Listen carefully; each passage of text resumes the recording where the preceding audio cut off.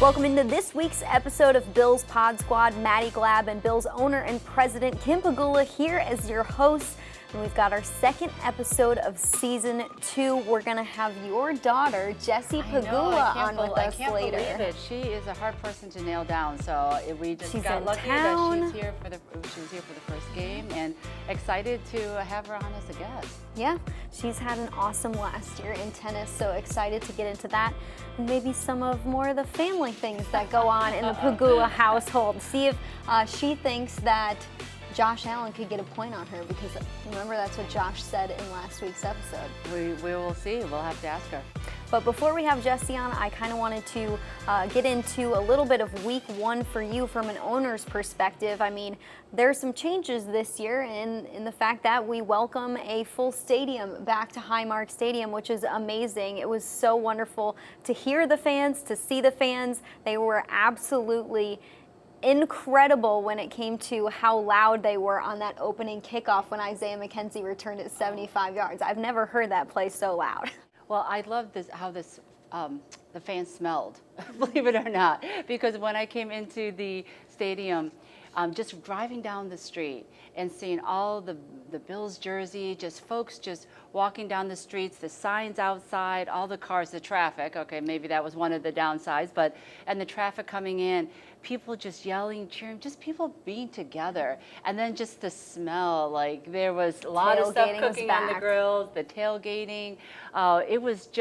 It just brought, chills just driving down, down 20A there and seeing all the fans and just bringing back so many memories. And it was great to just have them back. And like you said, the noise in the stadium was deafening. It was so awesome to hear, and I'm sure our guys felt it down to their core. Yeah, unfortunately week 1 didn't go the way that we wanted it to go, but we both have belief in this team. We know it's a good team. We know that they'll be able to bounce back. We do, and this is one game, and as much as I want to win every game, but when you do have a loss, you kind of go back to reality. It's one game.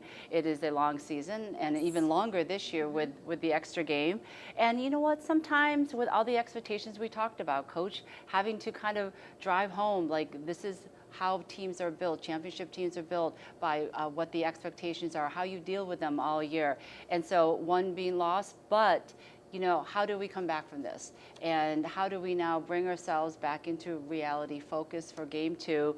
We talked a lot about Super Bowl expectations, but we've got game 2 coming up, and so one game at a time. And I think week 1 showed us that that's where the focus needs to be. Definitely, and I'm sure an away game is way different for you than a home game. You are hosting people, you are saying hello to people.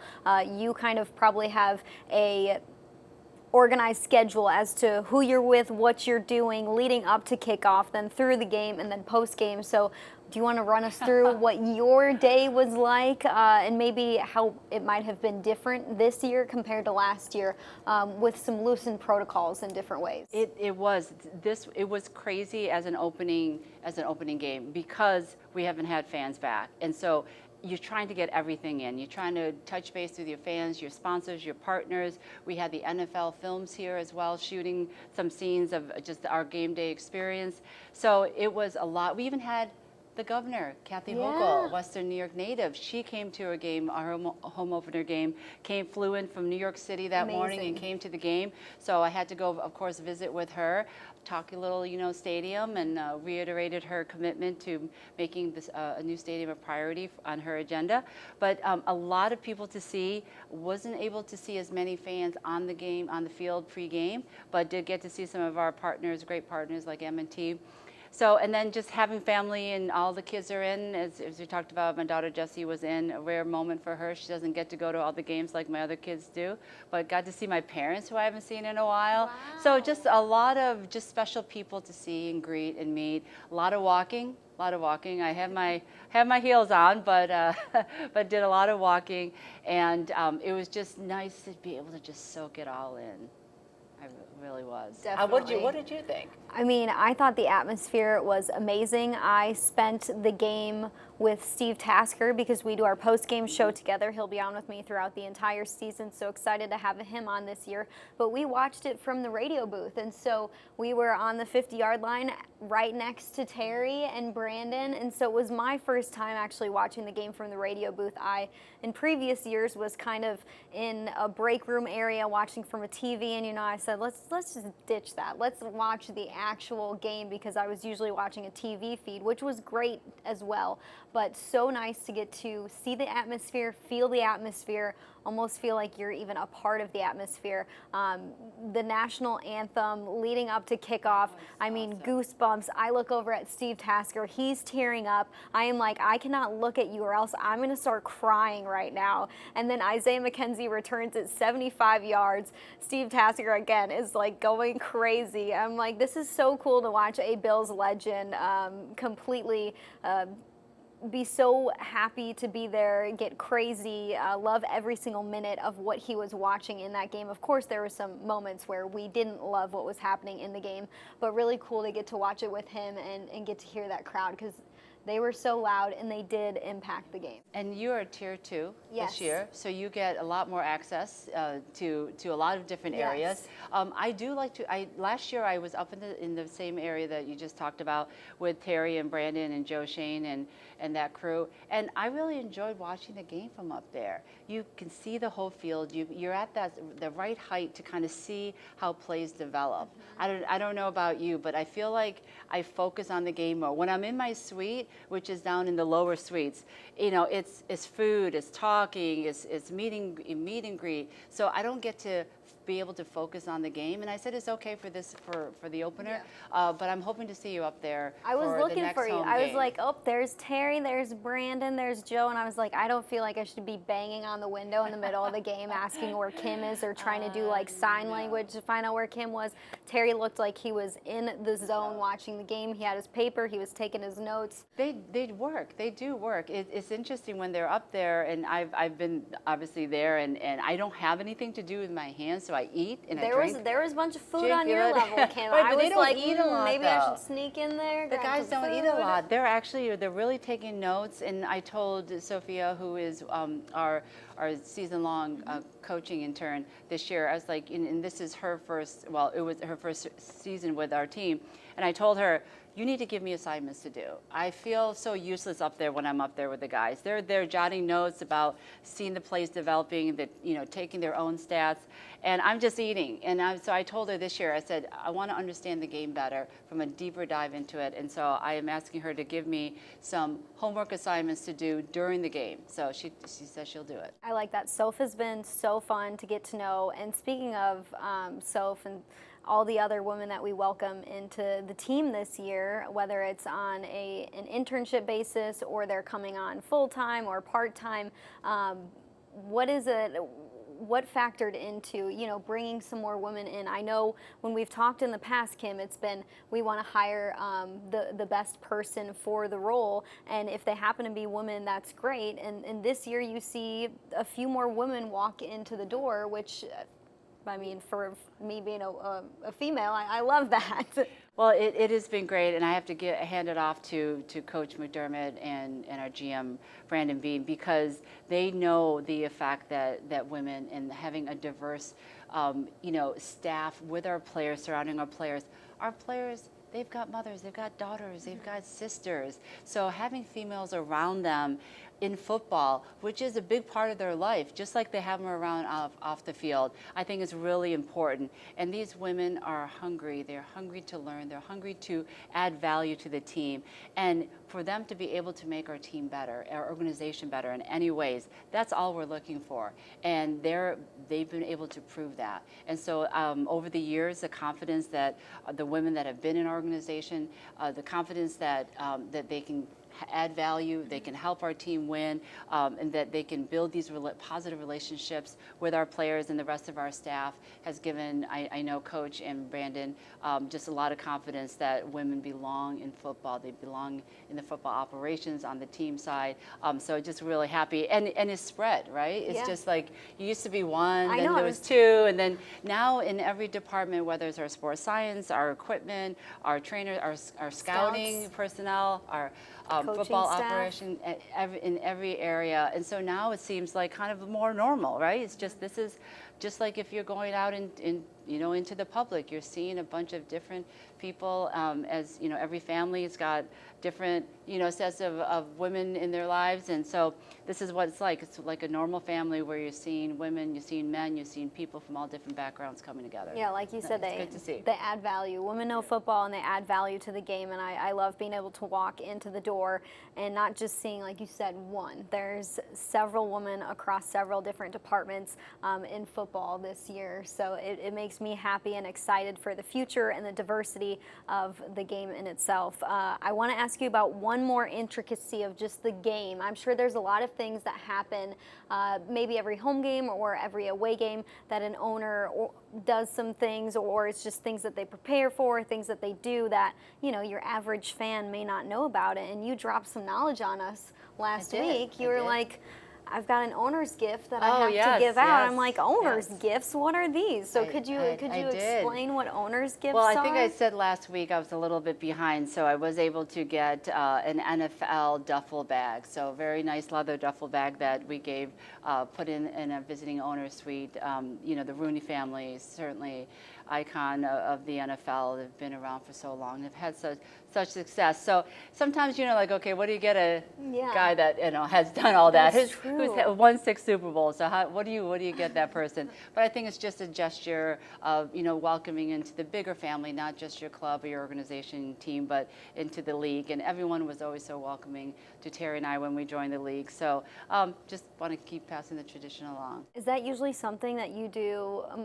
Several games, every game? No, we do that every game, and other owners as well. When we go visiting, we'll get a nice treat as well. So I think it's just a nice thing that we owners do. We always like to greet each other on the field as well. You'll see us always conversing with the visiting owners. We don't say a lot. We wish each other luck. We wish each other a safe game with no injuries, things like that. But it's just always nice, especially since the last 2 years of COVID. Even our owners' meetings have been virtual. So even from an ownership standpoint, we have not seen each other all that often. So it was nice to be able to physically say hello and greet and do all those traditional things that we've done in the past. One thing that I love to do that's similar to that, I have a team reporters group text with all the other NFL female team reporters that work for different teams in the league. And so the Steelers have a team reporter, and pretty much by now every NFL team has something similar, and so I was able to see the Steelers team reporter Missy on the sideline, and we always get a picture with whoever is the team reporter of that team and then put in our group text. So Sundays, just like everybody blows up the group text with a bunch of pictures. So who knew that football was so traditional off the field? Yeah, there's just things that happen every week that your average person or fan may not know about. So love getting to share that with our fans. But let's get to that interview with Jessie. Jessie, thanks for taking the time to be on with us. We know that you're here, there, and everywhere, seemingly always traveling. Of course, that comes with being a professional athlete, especially a professional tennis player. I feel like you guys are one of the only, maybe not only, but one of the groups of athletes that truly gets to see the entire world through the sport, which I think is just so cool. But I wanted to start with the U.S. Open. That was the most recent thing for you. You had an awesome performance with doubles.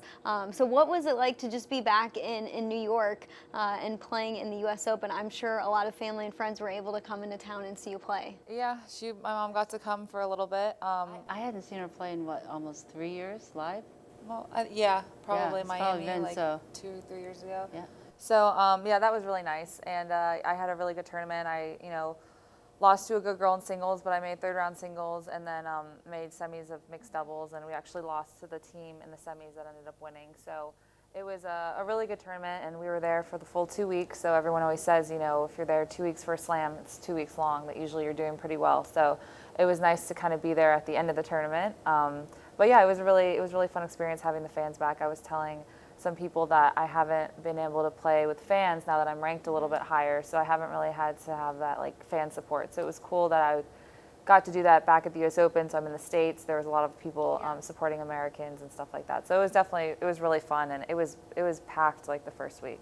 Any it was more cool. nerves with mom being in the stands watching you? No, I was trying to find her, but I couldn't find So her. she had gotten I me, was looking. She had gotten me tickets to sit in a certain section, but it was really hot out that day. So, and I didn't want to be like right there, down low, and so I was like, Marquita and I, my friend, we went and we kind of found some seats further up. So I figured you would see me though, but Yeah, no. sometimes you just, I don't know. It's like one of those things when you see someone, you can see them the whole time, but then you can't see, if you can't find someone, it's, I don't know, it was hard. So first time I've seen her in a while, in almost 3 years.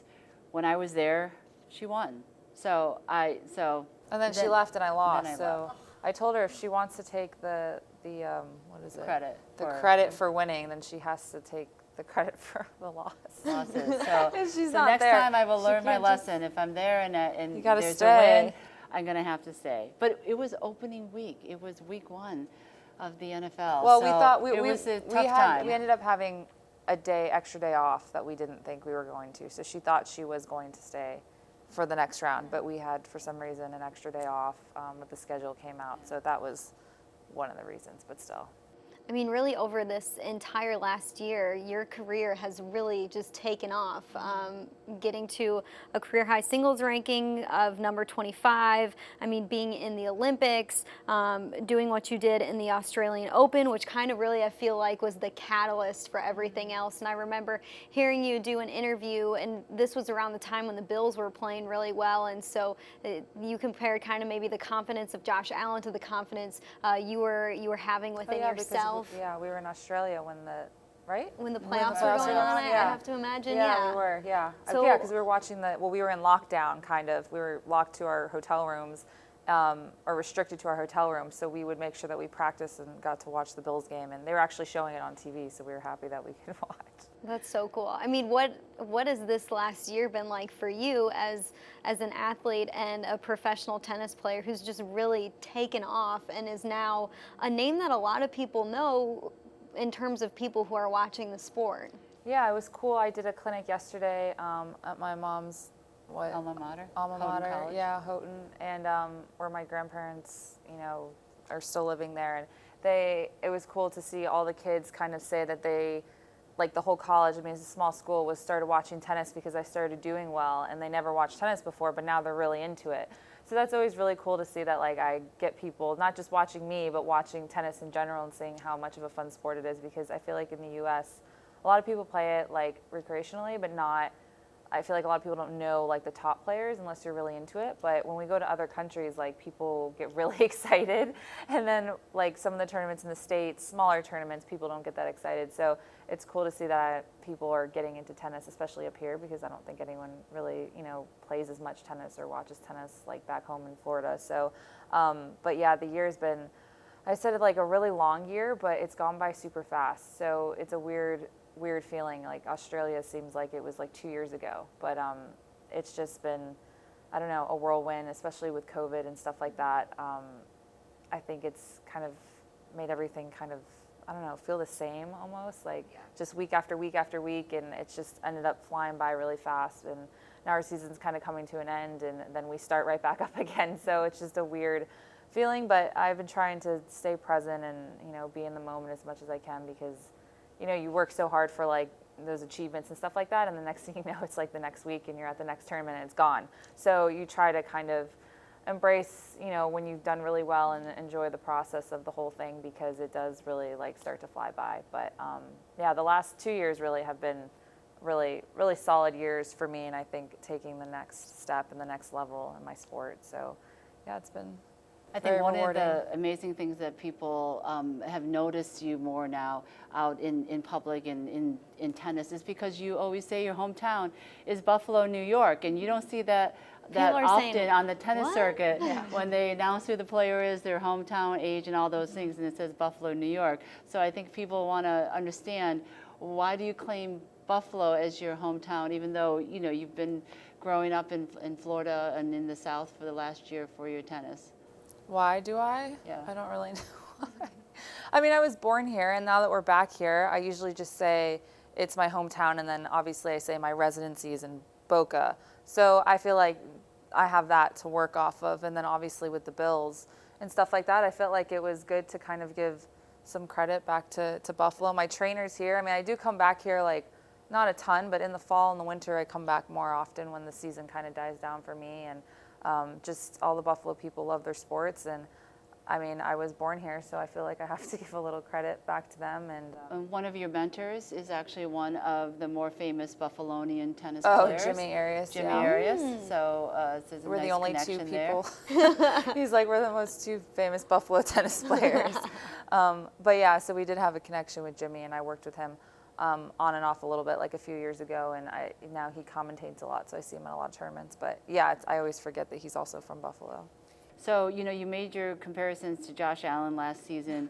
And so now coming into this season, kind of in a similar situation where there's a lot of high expectations for you, now that, you know, you've kind of risen up in the rankings and Josh as well. So, you know, how is that different? How do you deal with the expectations that the outside world puts on you? It's a really deep question.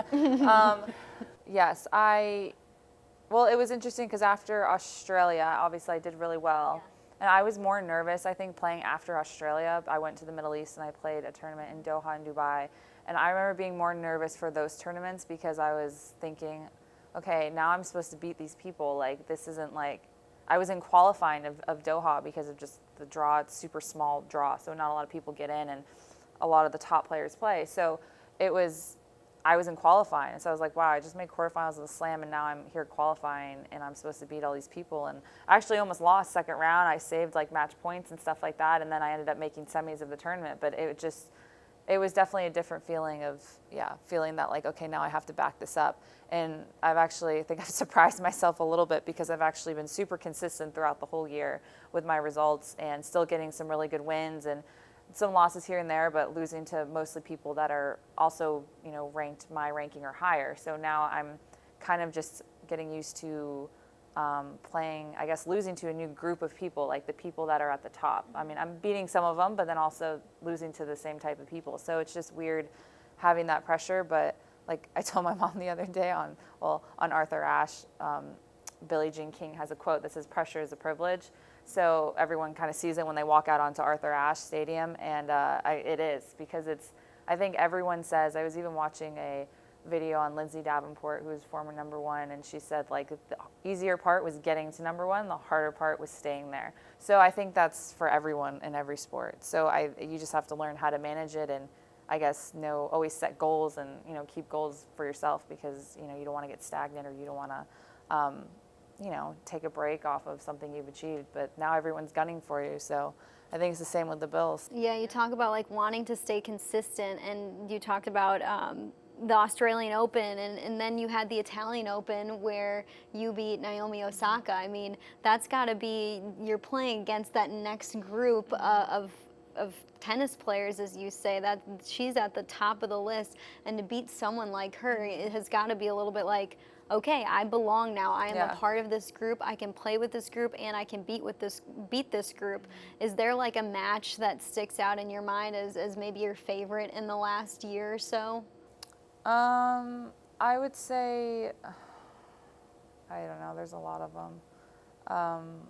I think actually my last tournament, or one of my last tournaments in Montreal, was a really good tournament, because I think I lost almost every first set, and I wasn't playing honestly that well, like at least for me, I didn't think I was playing that well, but I was able to figure it out and dig myself out of a lot of holes. And I think that's something that the top players do really well, is that even when they're not playing that great, they can still figure out a way to get the win, and then even, learn to play themselves into a tournament, or play themselves through the tournament, where, you can't expect to play good every single day, because we're playing maybe one day off in between the first two rounds, but then you're playing every single day for the most part. So, you can't expect to play amazing every single day. So learning how to manage those matches a little bit better, I was really proud of myself because I made semis in Montreal, and I beat a lot of really good players, digging myself out of holes or situations where, I wasn't playing well or things weren't going great. So that was probably my favorite, I think, week that I've proven to myself. But then obviously, I would say winning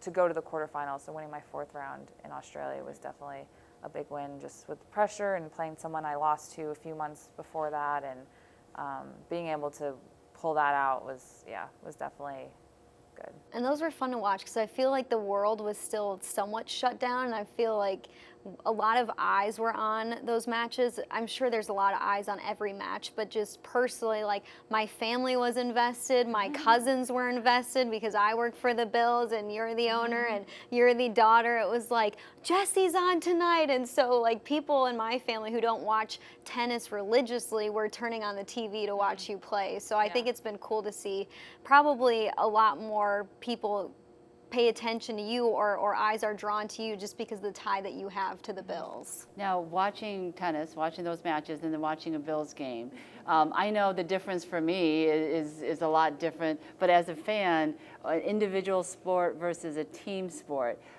were you more nervous watching an individual sport like tennis than you do at a Bills game? Yeah, I think when it's on an individual person, it's a little bit more nerve-wracking because it's, you know, it's your center stage. Yeah. It's not you and 10 other people on the football field working together to achieve something. Like, just like you said, you're digging yourself out of your own holes. Yeah, and there's no coaches telling you how to play. Yeah. Yeah, I mean, that's what makes it so difficult. I think, I mean, I'm biased where I think tennis is like probably one of the harder sports, but just individually, yeah, it's nerve-wracking. And I mean, I watch other people and it's the same thing, just because there's no really room for error. There's no someone to pick up the slack, you know, if you mess something up, it's all you basically. So that's definitely one of the cool things, but it's different, you know, watching tennis and playing it. So that's why I just watch it after the fact. I know I talk about that all the time because I like to enjoy it, right? So usually I will watch it. Now it's great because now all the streaming, so you can watch it on demand. So I like to watch it after the fact where I... If I win. Yeah, if you win. Yeah, then, well, if you lose, then there's like no reason to watch, right? Yeah. So she doesn't listen to me anymore. Back in the day, I used to give...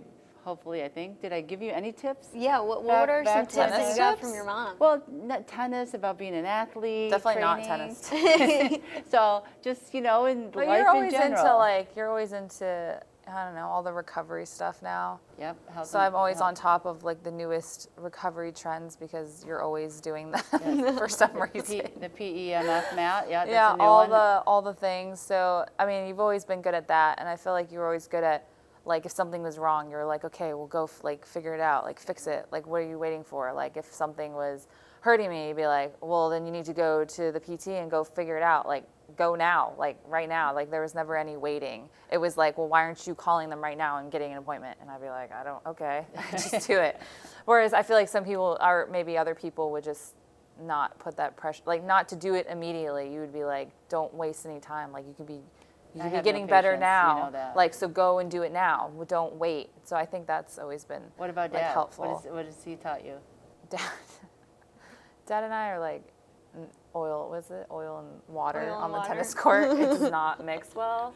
But he definitely always pushed me to do better. But I don't know, what did he, to work hard, always outwork. You can always outwork somebody and, you know, all that type of stuff. He was very old school. So I would say more of that type of thing, and then you were the more like off court, like Behind the scenes, like scheduling. get healthy, like the diet, the recovery, the, you know, the training and stuff like that. And Takes he the was village. just more. That's what they say, but it's true. I mean, you look around here in our locker room that we have, and our players are very blessed to have a whole team and a staff.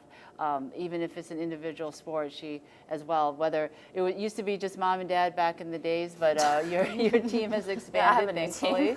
Yes, of trainers and strength and conditioning, just all very similar things to an athlete. And I know that a lot of people have asked me about, you know, from an ownership standpoint, and I always say, well, you know, we've been parents to an athlete, so we, you know, we don't always relate, but I think we have a little bit more of an understanding as it relates to, you know, our players and what they need, the importance of the health and wellness, the importance of the mental part of it. I know we were always talking to you about the mental part of the game, and it seems like that I don't know what took so long, but it seemed like that's what's kind of clicked in this past year and has led to some of your Well, I think success. that I got better at like figuring out what, I mean, you guys always provided like the options, but then I think once I got hurt a couple times and whatever, I think I figured out like what I need, and then I was like, okay, I know what to do. You guys can leave me alone. Like you guys told me all this stuff, and now I kind of just pieced it all together to like what I kind of needed. But like, yeah, I mean, like a team and knowing what I like and what I don't like, and obviously like I keep up, like she keeps up with all the recovery stuff and the new stuff, and my dad just always, I don't know, telling me stuff. So I always can, use that from like growing up and having, figuring out different things that can help off the court, and putting that into now definitely helps. Do you feel like you have a different perspective on being a professional athlete because you have ties to the Bills and the Sabres? And because I you always see like it in a make different fun of light? them because I'm like, you guys just don't understand. But no, yeah, I like definitely. I mean, I didn't play a team sport, so I know it's different. But like, I think I could relate more to maybe like a quarterback or maybe a kick, like someone in a more individual position. Just it's hard. Like it's really hard to execute in certain moments, and it's just there's so many like just variables. There's just so many variables that go on that can be the reason you win or lose. And like I think I understand like momentum of like I watch football a lot, but I don't know like all the rules and all the plays and the formats or whatever. But I'm pretty sports savvy where like I can pick up like something that shifts the momentum or something that doesn't. So I think that's where being an athlete helps, because I can feel that on the court right away, or watching tennis, and you can see it translate into football games. Even though it's a different sport, there's definitely little things where I've noticed like, oh, that's going to shift the momentum, and it, if I'm right, it usually does or something, and I can pick up on stuff like that, I think, from just being an athlete. What other things have you learned from being an athlete? You've traveled a lot. You turned pro at a really young age. You're a little older now, more mature. But what are some of the intangible things that you feel sports has brought into your life? Well, obviously, a lot of just traveling a lot. I think I have a lot of like I didn't go to college, and maybe you wanted me to, or still does. But I'm like, because I feel like I've learned so much from traveling and things that you can't really learn anywhere else unless you do it. And I've been traveling from such a young age, so I think that just helped me grow up really fast. So I'm pretty independent. And then you also like raised us pretty independently too, like to do stuff on our own.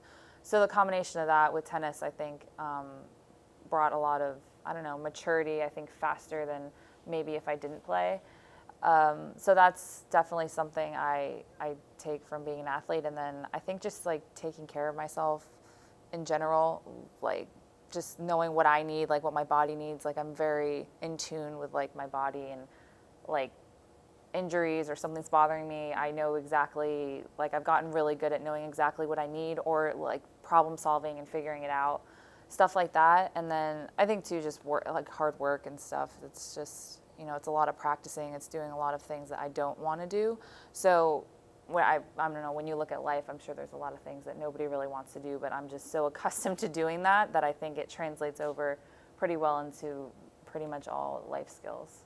You brought up traveling the world. What's your favorite place that you've been to, and maybe what's a favorite country for food in your mind? Middle East was really cool. My sister Kelly went with me. My sister, you wanted to go, but you couldn't because we were like kind of in a bubble, and I could only bring like one person or something. That was really cool, just because it's kind of not a culture shock. I mean, it is, but it's just very extravagant and big and just totally different, like the desert and the sand dunes and everything. So that was really cool, and someplace I haven't been till this year. So that was interesting. And then I always liked, I liked Japan a lot. We were there for the Olympics. I haven't been back since then in a while, so that was really cool. I love the food there. And then I would say Italy, like the food in Italy is really good. Paris too, but I think Italy, I like the style of food better. Paris, I feel like you can go on any corner and find good food, like no matter what. You don't even really have to look up restaurants or anything. And then, yeah, Italy, it's just the food is so fresh, and I don't know. I can eat bread and pasta and I don't feel terrible.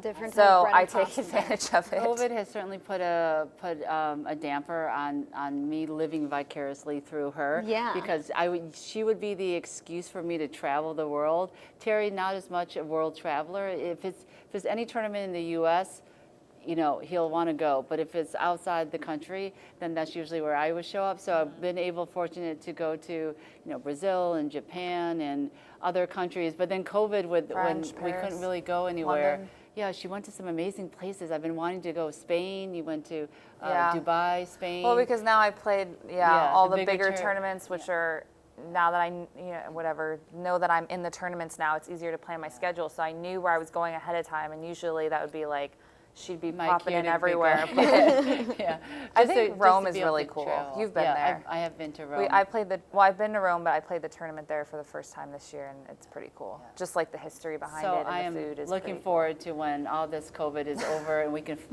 freely travel, and I can go and get see some. But then I told my coach it was kind of good that I did well during COVID because nobody could come. Yeah.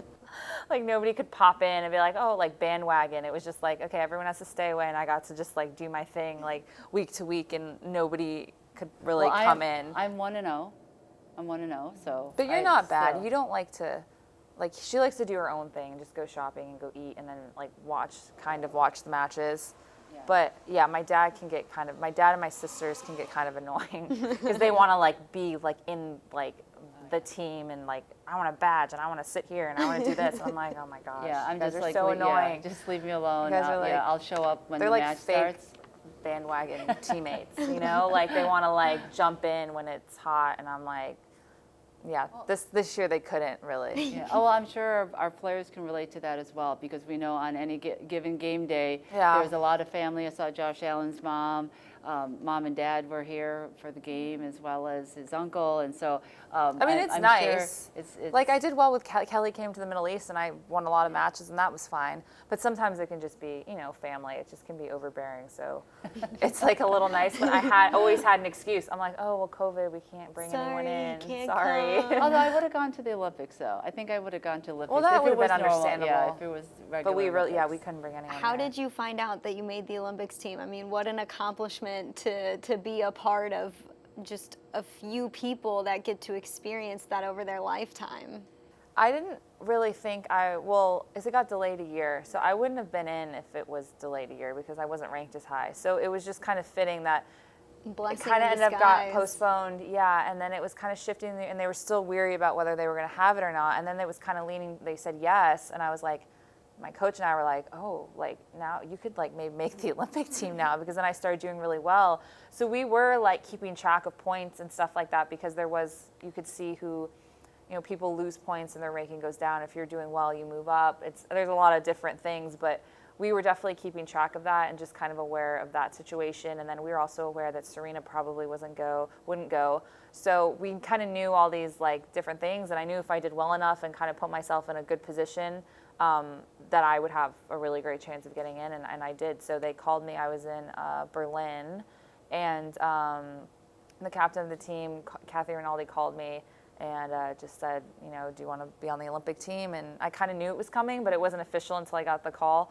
So that was really cool. And then I was excited too that I didn't know that I was going to be able to play doubles too.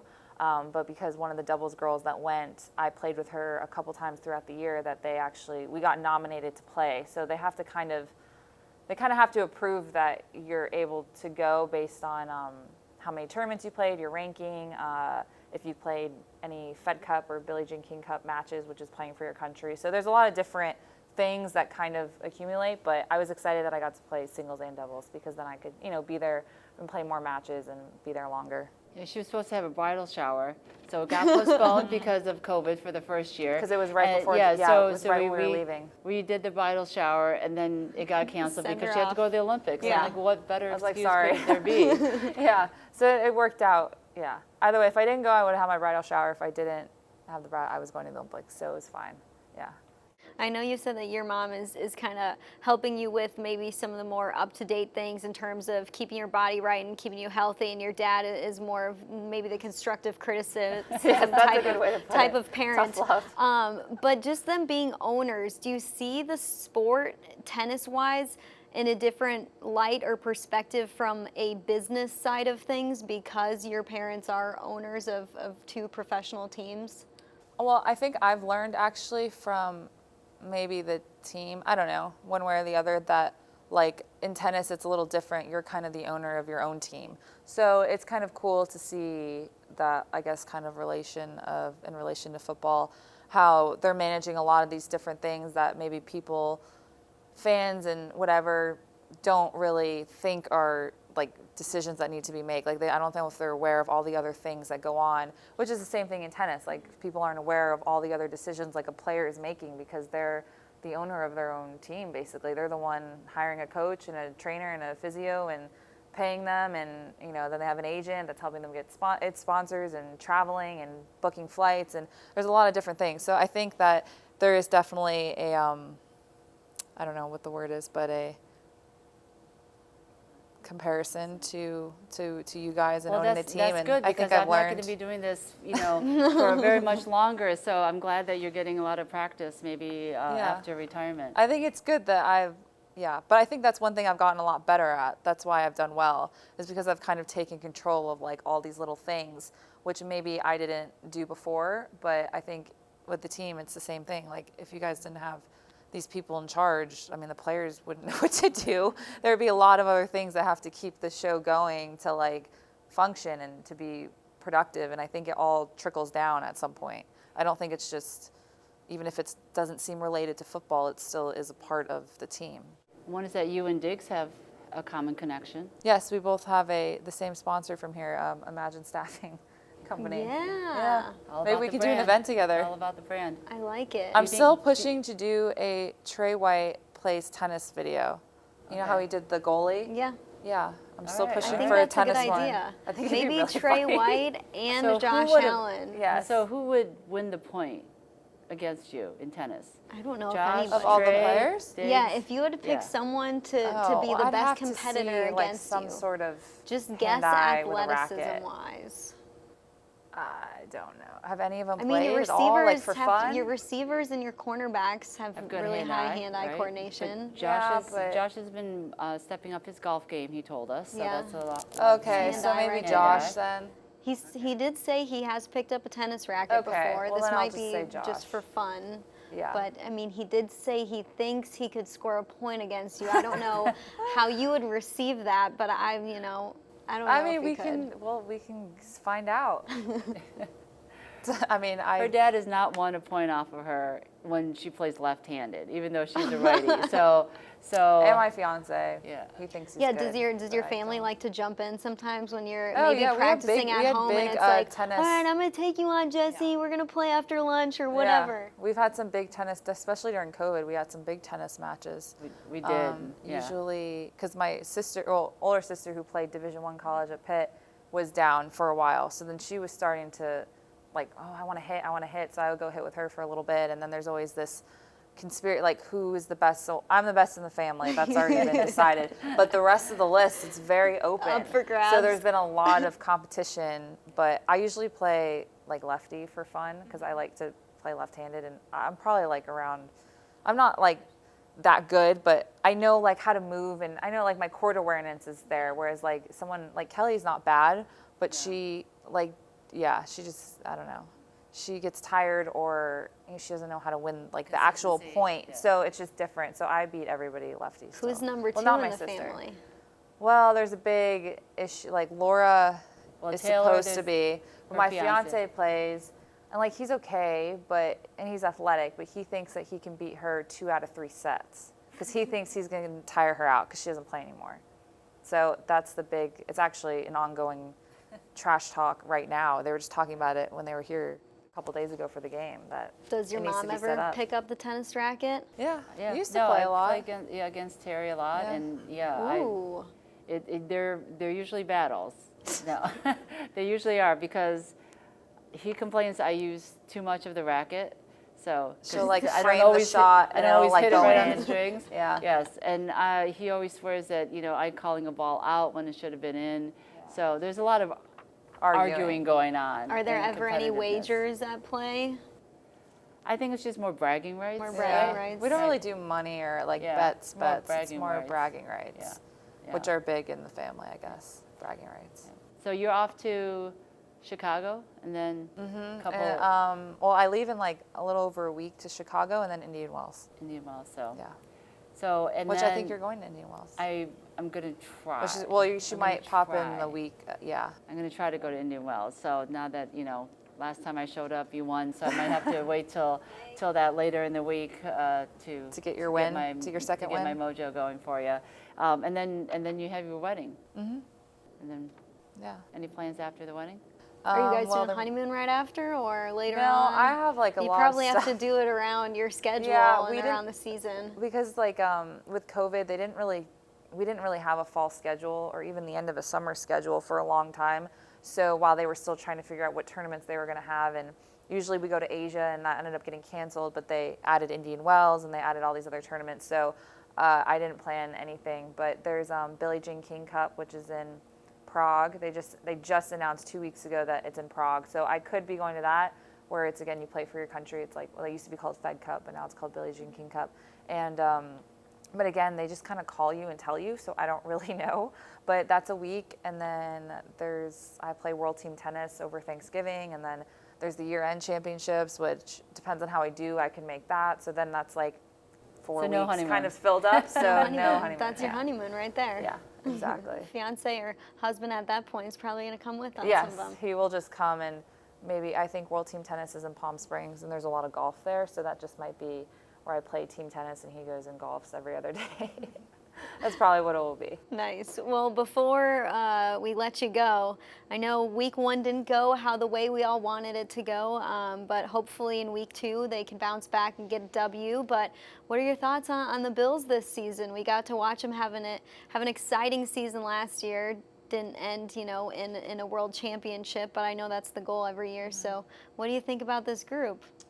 I think that it'll just be interesting to see how everyone handles kind of a whole different scenario of kind of last year we were still kind of underdogs everywhere, and we were good, but no one, we didn't actually win yet. So, and I think just with the history of, not making it back past the first round of playoffs, and there's all these obstacles. So now that we kind of, I think, got the monkey off our back, it's kind of like, okay, now we're a good team, and Josh, signed a contract, and now he's locked in. It's like, okay, let's see what can really happen. So I think it'll just be interesting to see how everyone kind of manages the season and the expectations. But I think, we're a good team, and definitely can go far, and then hopefully peak at the right time, I'm hoping. So maybe it was good to get this. I'd rather this loss happen maybe now than down the road where, maybe we suffer kind of a bad loss maybe, or a game we should have won later in the season. So hopefully we can turn it around, and it keeps everyone hungry to keep going and maybe not listen to the hype and just keep their heads down and go. But I know Sean does a pretty good job of that, so I think it'll be good. You got any advice for them, since now you're someone who has expectations and hype around you? I think they know what to do, but yeah, I think, like what I said, just keep your head down and keep working, and you just have to take it each week, every day, one day at a time, really, and just try to manage the games as best you can, even if they're ugly wins or whatever. You just have to get the job done in the end, but easier said than done. So yeah, I think they'll just have to embrace the challenge. All right. Favorite sports movie? Miracle. Is that yours too? I don't know. I like all of them, but I had a feeling you were going to say that. Well, yeah, I've seen that movie like a million. Kelly and I used to just like quote that movie. That's awesome. Mine is Sandlot. Oh. It's a good baseball movie, is a good baseball but movie. there's a lot Have of you good seen sports Sandlot? movies out there. Yeah, I saw it a long time ago. Yeah, Yeah, it's an long time oldie ago. for sure. But thanks, Jessie. Yeah, thank you. Thanks, Mom. being on. Yeah. Yeah, your mom's I got don't a get to see it. podcast. What do Well, you think about that? There's sometimes I go months without seeing her, so it's nice to have her home. Nice to see her in her element in New York City. Nice to have her here in Buffalo, and then she's, like I said, she's going to be at the game in Miami, so she gets to go 2 in a row. Yeah, I know. When's the last time I've done that? I know. And as a mom, how has it been to see Jessie have so much success? You know what? People ask me all the time, like, "Oh, is this what you expected?" And I was like, "No, I actually didn't expect her to be this high." Because listen, when you're 7 years old and you just see her as a little kid. So it's great, though. I do know the hard work, like any athlete, the hard work, the luck, the just what you have to give up, you know, whether it's college or school or prom or a lot of the different things that the athletes have to give up to craft their sport. So her getting recognized, her getting It's pretty achieving cool. something. I'm it literally is- like, I mean, when you think about is. it, like when we used to grow up in Hilton Head and everyone would be like, oh, she's so good. And it's like, okay, yeah, like, yeah, she is, but like, you know, there's you a don't know if long way that's to gonna go. amount to And then Laura anything. played like college, so you saw that level, but then it's like, oh, now you're like 20 in the world, like in your sport. It's pretty cool. I don't know if I ever. Did you ever think this would be I where you know, would like, be? I I mean, think I know I- you probably believed I in always- yourself and you knew that you had talent. Yeah, I always thought I always thought I could, but it was just like, it's just weird. I don't know. It's just, The it's reality. like, oh wow, everything I did really did pay off. I don't know if I ever thought like it would like really pay off, or I would be like happy, like, oh wow, I really got to like a really high level. And obviously I still want to go further, but just to say that, I don't know if you ever really think that, oh yeah, it did pay off. But now I think I'm at a point where I'm like, oh yeah, I actually did. I've had, I mean, even if I like retired tomorrow, I'd be like, wow, I actually had a great career. I like finished almost top 20 in the world and did well at a slam and won tournaments. And I think you can look back and say that, yeah, I'm just glad I kept, I guess, pushing through injuries and stuff like that. It was definitely worth it. So one more question then before we go. What's the goal from here on out? Because you've set a standard for yourself now. I think I've been good at setting like small goals. I definitely want to at least be top 20, I think, by the end of the year, really push for that. It's gonna be a little tough with all the rankings, and the depth right now is really good, so a lot of the girls are kind of like their points and everything is accumulated very closely, so it's a little tough to move up and down, but it would be really nice to finish top 20 because I think I've earned it, but it's just with COVID and the point system, it's been a little hard for rankings right now.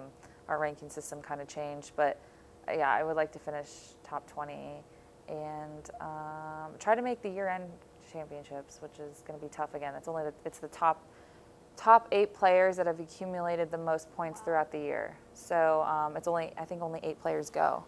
So that would be really cool. But 2 tough goals, but I have 2 more tournaments, so we'll see how it goes. But yeah, that's it for now. And then get married.